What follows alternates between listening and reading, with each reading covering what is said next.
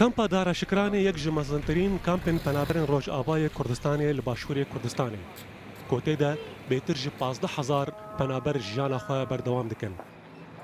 Ev kamp yek ji kampên pêşketî ne ê penaberên Rojavayê Kurdistanê ku li şûna Konan xaniyê Qaîde hatine avakirin û penaber lê bicih bûne. û jimara wan dige 10,500 xaniyên Qaîde. عدنان محمد پنابرک ji bajarê Qamşloye xwest li kampa dara şikranê bicih bibe û li gorî gotinê wî wî xaniyek Qaîde ji penaberekî bi $3,500 kerî û ev yek bû sedema nakokiyê navbera wî û rêveberiya kampê de.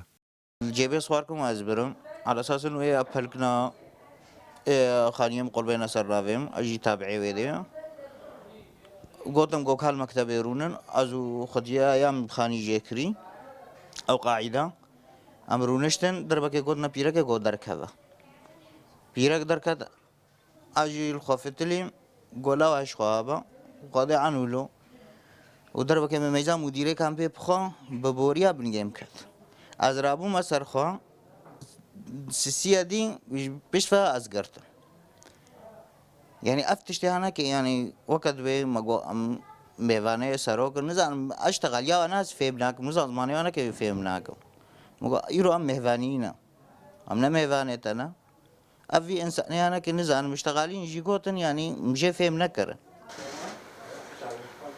عدنان دبێژە ئەو نەخۆشە و ڕاستی دجەڵتەیەن دل هاتیە و li bajarê Qamşlo dihate dermankirin.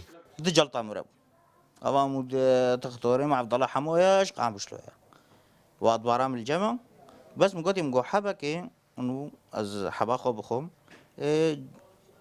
تأهمية ندم Rêveberiya kampê ji tora medyaya Rodawê re ragihand ku ew penaber neş xelkê kampê ye û bi rengekî neyasayî dest danî ser xaniyê Qaîde û ew bi tişê wê rast û tind û tijiyê nehatiye. Dilxwaz bihelewî Rodaw Hewlêr.